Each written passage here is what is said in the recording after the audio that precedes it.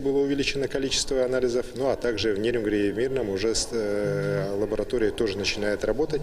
В общей сложности 646 анализов вчера взято, все отрицательные. Очень важным событием вчера явилось совещание в виде видеоконференции президента нашей страны Владимира Владимировича Путина с губернаторами, в ходе которого он также обратился уже к жителям России. Очень серьезные сделаны новые шаги по помощи социально незащищенным слоям населения, в первую очередь семьям с детьми, людям, которые потеряли работу. Определены новые шаги поддержки бизнеса, малого предпринимательства. Они во многом созвучны тем шагам, которые мы уже в республике делаем. И уверен, что в ближайшее время правительство в развитии уже решений президента примет ряд конкретных уже мер. Особо хочу выделить то, что президент страны ввел федеральные доплаты к тем медикам, которые сегодня находятся на переднем фронте борьбы с коронавирусом. Вы знаете об этих выплатах уже. Это 80 тысяч рублей врачам, 50 тысяч среднему медицинскому персоналу и 25 тысяч младшему медицинскому персоналу, ну а также отдельные выплаты для тех, кто работает на скорой помощи. Очень серьезная, существенная помощь регионам. Ну и президент уже потом отдельно в ходе видеоконференции с главами регионов отдельно попросил, чтобы региональные выплаты обязательно были сохранены. Мы это, безусловно, поддерживаем. И поэтому у нас сейчас медики, которые, еще раз говорю, заняты непосредственно на борьбе с коронавирусной инфекцией, будут получать выплаты и федеральные, и выплаты региональные.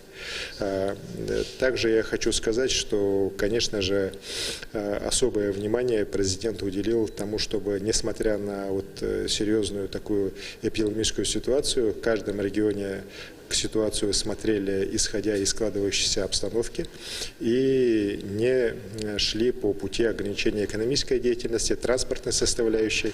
Это касается особенностей межрегиональных транспортных сообщений, и грузового, и пассажирского. Президент прямо поручил их никаким образом не ограничивать.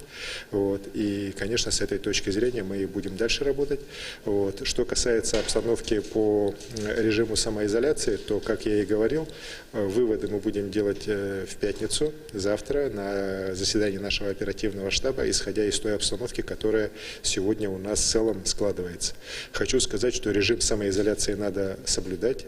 Как вы знаете, я вчера по согласованию с федеральными органами власти изменил указ, он уже из рекомендательного стал обязательным для самоизоляции.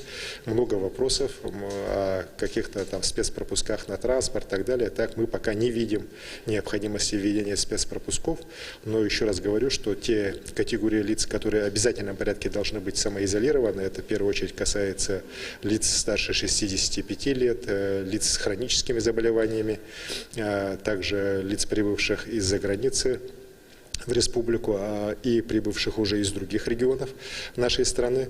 Эти мероприятия должны быть неукоснительно соблюдены. И более того, сегодня и правоохранительные органы, и органы административного надзора уже следят за исполнением именно этими категориями людей. Так и как раз те штрафы, о которых много говорится, в первую очередь могут быть применены к нарушителям именно из этих именно этих категорий населения.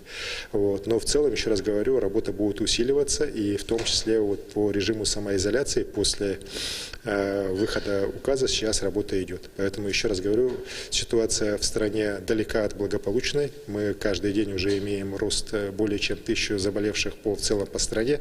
На Дальнем Востоке серьезно начинает усиливаться и болезнь, и увеличиваться количество заболевших. В частности, и в Хабаровском крае, и в Бурятии, в Приморье уже достаточно серьезные цифры за последние сутки.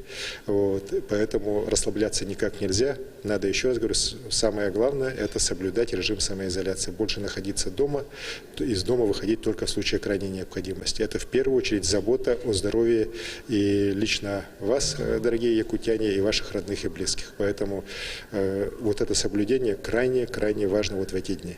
Спасибо. Спасибо большое. Это был брифинг главы Якутии с информацией о ситуации по COVID-19 в регионе на 11 часов дня 9 апреля. Оставайтесь с нами.